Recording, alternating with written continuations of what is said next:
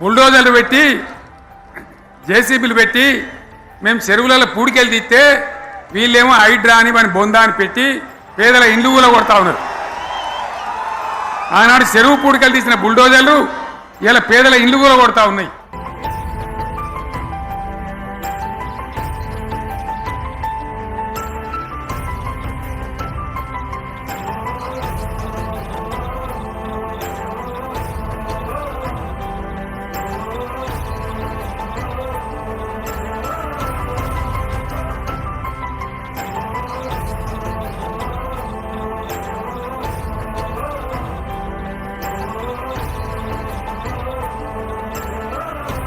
నా కళ్ళ ముందన్న గిట్ల జరుగుతుంది, ఇంత మాయల్యమే అవుతుంది, ఇంత మోసం చేస్తారని నేను కూడా అనుకోలే.